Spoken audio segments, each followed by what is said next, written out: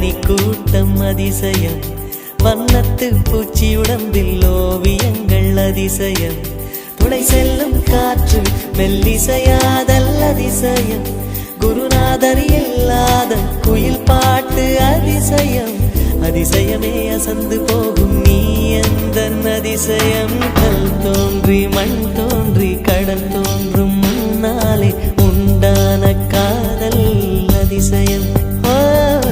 16 வயதான பருவத்தில் எல்லோருக்கும் படர்கின்ற காதல் அதிசயம்.